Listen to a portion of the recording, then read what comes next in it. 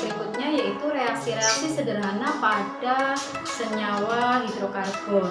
Ada beberapa reaksi yang harus kalian cermati, yaitu ini terjadi pada alkana, alkena, atau alkuna tergantung jenis reaksi yang terjadi. Satu, misalnya ada reaksi oksidasi atau reaksi pembakaran. Reaksi oksidasi terjadi pada semuanya, yaitu alkana, alkena, dan alkuna. Apapun semuanya bisa mengalami oksidasi. Contoh misalnya, ini rumus umumnya. CXHY di sini tergantung jumlah C-nya, C berapa, H berapa, alkana, alkena, atau alkuna. Kita contohkan misalnya saya punya pentana. Pentana adalah dengan rumus C-nya 5, H-nya 12 ditambah O2. Pembakaran selalu hasilnya CO2 dan H2O. Jangan lupa harus disetarakan. Setarakan berarti sini 5, hanya 12 kalikan 6, ini 16 berarti kalikan 8. Jangan lupa ketemu reaksi wajib hukumnya untuk disetarakan. Nah, bagaimana kalau ketemu alkena maupun alkuna? Sama saja. Misal kita bertemu dengan butuna. Butuna berarti C4H6, C4, Cn H2n-2, C4 berarti 2 kali 8, 2 kali 4 kurangi 2 berarti C4H6. Sama, tambah O2 jadi CO2 dan H2 disetarakan. Berarti 8 ditambah 3, 11 berarti di sini adalah 11/2. Jadi kita sesuaikan saja untuk penyetaraan reaksi oksidasi. Kemudian yang kedua ada namanya reaksi substitusi. Substitusi itu adalah reaksi penggantian. Penggantiannya biasanya digantikan adalah senyawa pada senyawa-senyawa halogen, yaitu fluor, klorin, bromin maupun iodin. Contoh, reaksi substitusi ini hanya terjadi pada alkana. Contohnya, ketika kita punya metana akan disubstitusi dengan klorin. Hasilnya bagaimana? Nah, kita harus menggambarkan metananya. CH4 ditambah Cl2. Hasilnya bagaimana? Secara struktur CH4 berarti hanya ada 4 di sini. Nah, apa maksudnya substitusi? Dan Cl2 berarti Cl dengan Cl. Yang dikatakan substitusi adalah penggantian posisi. Jadi hanya berpindah tempat dari H ke Cl dan sebaliknya Cl ke H, sehingga yang terjadi adalah di sini C H di sini tergantikan oleh Cl, sedangkan yang tadinya Cl dan Cl akan menjadi HCl. Maka ketika ada metana ditambah dengan klorin, hasilnya adalah CH3 Cl ditambah HCl. Itu hanya mengganti unsur yang paling ujung, itu namanya substitusi. Kemudian bagaimana dengan reaksi adisi? Nah, kita akan amati untuk reaksi adisi. Reaksi adisi ada bermacam-macam, yaitu ada adisi halogen, adisi hidrogen, dan adisi asam halida. Satu-satu akan kita bahas. Adisi hidrogen. Nah, adisi ini terjadi hanya pada alkena dan alkuna, tidak terjadi pada alkana. Adisi hidrogen, contohnya ketika saya punya propena diadisi dengan hidrogen, hasilnya bagaimana? Nah, berarti kita harus menggambarkan propena CH3. Ini propena ditambah dengan H2, H dengan H. Maka nanti ada mengadisi, berarti menambahkan H ini dan H ini akan bergerak menuju ke sini, yang satu dan yang satu menuju ke sini. Nah, ketika CH2 ditambah dengan H, CH2 ditambah dengan H, maka dia akan menjadi CH3. CH pertambahan H berarti akan jadi CH2. Logikanya berarti rangkap ini menjadi pecah karena ketambahan oleh H. Jadi ketika ada alkena, ketambahan H2 jadi alkana. Bagaimana dengan kalau kita punya propuna? Ketambahan H dengan H2 pun sama, yang terjadi adalah CH ketambahan H jadi CH2, yang tadinya rangkap 3 jadi rangkap 2, C ketambahan H jadi CH. Jadi nanti kita bisa ambil kesimpulan bahwa alkana ketika ditambah alkena ditambah H2 akan jadi alkana. Sedangkan alkuna ketika ketambahan H2 maka akan menjadi alkena. Ini prinsip dari reaksi adisi. Kemudian yang kedua ada namanya reaksi adisi halogen. Halogen adalah golongan tentu A, bisa F, Cl, Br atau I.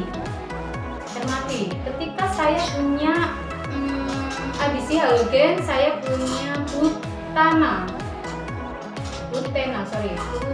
satu butena. Ketika saya menambahkan ada klorin bisa satu butena ditambah Cl2. Klorin berarti Cl dengan Cl, bagaimana hasilnya sama? Adisi berarti hanya menempelkan saja. Berarti hasilnya adalah CH2Cl, CH2CH3. Menambahkan klorin. Kalau mau diberi nama apa? Itu kan ada paling panjang, beri nomor. Maka ini namanya adalah 1,2. Boleh di angka 1 untuk cabang selain atom C. Misalnya di sini klorin bisa tetap jadi cabang. 1,2 di kloro, butana, kloro, bromo, dan iodo. Ini contoh untuk adisi hidrogen dan adisi halogen. Masih ada adisi asam halida dan ada yang keempat adalah reaksi eliminasi. Kita break dulu sebentar. Oke, saya lanjutkan untuk adisi asam halida. Asam halida di sini contohnya adalah HCl, HBr, HI. Nah, karena berbeda jenis, kalau tadi pada penambahan hidrogen H dengan H sejenis tidak masalah jika tertukar. Ada penambahan Cl2, Cl dengan Cl tidak menjadi masalah ketika tertukar. Maka ketika ada penambahan asam halida akan menjadi permasalahan jika ada kesalahan penempatan hidrogen maupun halogen. Perhatikan nanti ada namanya hukum Markovnikov.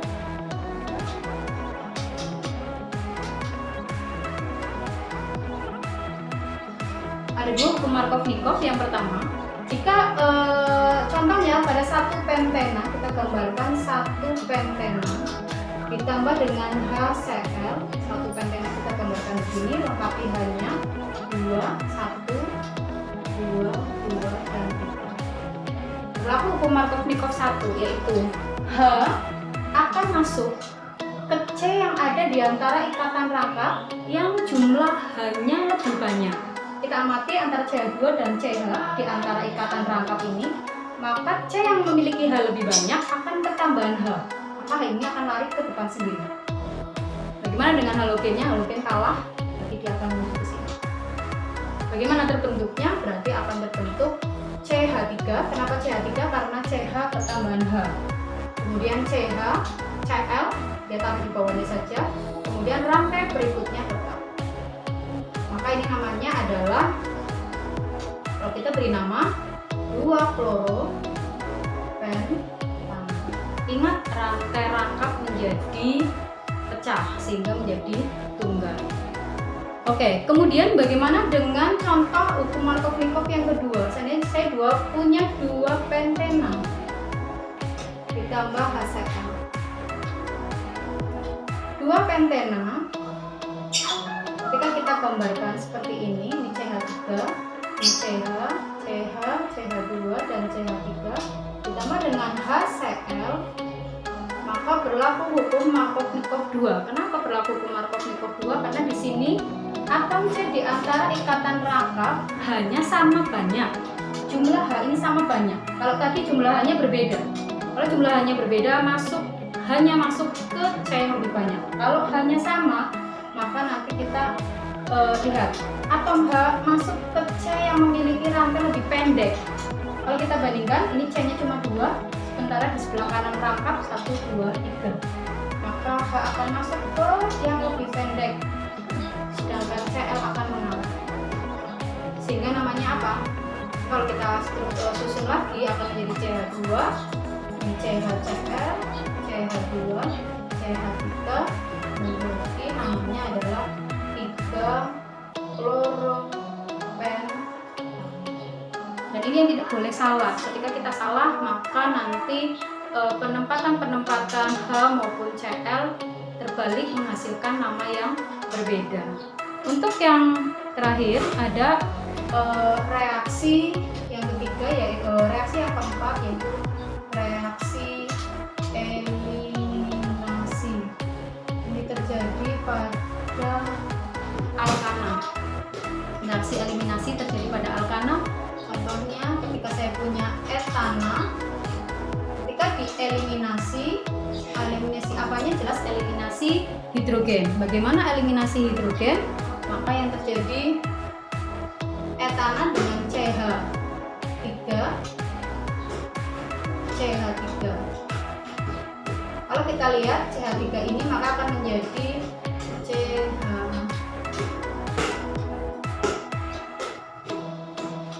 Nah, kalau dieliminasi H2-nya, kita ambil H dari masing-masing C, maka akan menjadi CH2 berubah menjadi rangkap CH2 dan H2. Jadi H ini akan menjadi ion. Nah, sebenarnya reaksi eliminasi dan reaksi adisi itu saling berkebalikan. Kalau kalian nanti mencermati lagi, reaksi adisi dan reaksi eliminasi adalah berbeda. Begitu penjelasan saya tentang reaksi-reaksi sederhana yang terjadi pada senyawa-senyawa hidrokarbon. Mudah-mudahan bisa